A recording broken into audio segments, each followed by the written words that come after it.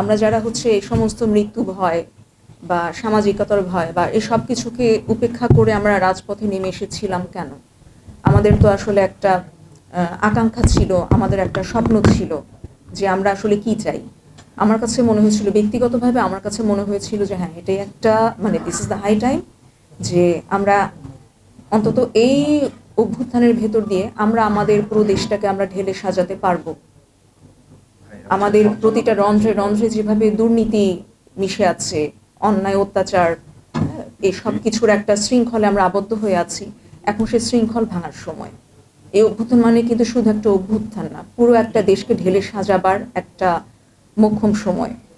কিন্তু দিন শেষে আসলে আমরা কি পেলাম? ফলাফলটা জাস্ট একটা সংসদ নির্বাচন। আমরা তো আসলে এটা চাইনি যে এক পক্ষ ক্ষমতা ছেড়ে দিবে আরেক পক্ষ ক্ষমতা আসবে, বিষয়টা তো এরকম ছিল না। আর এখন যেটা হচ্ছে, সংবিধানের দোহাই দিয়ে, আইনের দোহাই দিয়ে এখন এই যে গণভোটের রায়টাকে গৌণ করে ফেলার যে একটা প্রচেষ্টা আমরা দেখতে পাচ্ছি, বিষয়টাতে আমরা আসলে সত্যিকার অর্থে শঙ্কিত। এমনকি আমার মতো অসংখ্য জুলাই যোদ্ধা আছে, তারাও শঙ্কিত যে সত্যিকার অর্থে যদি সংস্কারটা না হয়, সত্যিকার অর্থে যদি এই গণভোটের রায়টা বাস্তবায়িত না হয়, তাহলে আমাদের উপর দিয়েও অনেক রকমের খড়গহস্ত নামতে পারে, যেটা বিগত 17 বছরে অনেকেই সাফার করেছে, সেটা আমরাও করতে পারি। এখন সংবিধানের বিষয়টা নিয়ে যখন এই বিষয়টাকে গৌণ করা হয়, তখন একটা প্রশ্ন আসে যে মানুষের জন্য আইন নাকি আইনের জন্য মানুষ, কোনটা? সারা বাংলাদেশের মানুষ কি চায়? তারা কি শুধু সংবিধান চায়? সংবিধানের আলোকে যেভাবে চলছে সেটা চায়, নাকি তাদের আশা আকাঙ্ক্ষার প্রতিফলনটা চায়?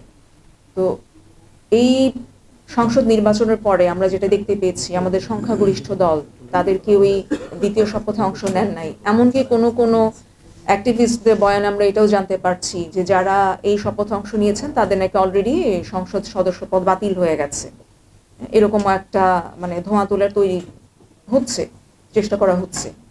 তো সবকিছু মিলিয়ে আসলে আমাদের কিন্তু শঙ্কিত হবার যথেষ্ট কারণ আছে, আমাদের কনসাস হওয়ার কারণ আছে। তো সেই জায়গা থেকে আমাদের মনে হয়েছে যে আমাদের আসলে এই ব্যাপারে সরকারকে চাপ প্রয়োগ করা উচিত, এই বিষয়ে আমাদের অ্যাক্টিভিজম করা উচিত এই ব্যাপারে, এবং জনগণের রায়ের যাতে প্রতিফলন ঘটে, জনগণের আশা আকাঙ্ক্ষার যাতে নিবৃত্তি ঘটে, সে ব্যাপারে সরকার যাতে পজিটিভ ভূমিকা রাখতে পারে, সেজন্য আমরা একটা মোটিভেটর হিসেবে আমরা আবির্ভূত হয়েছি।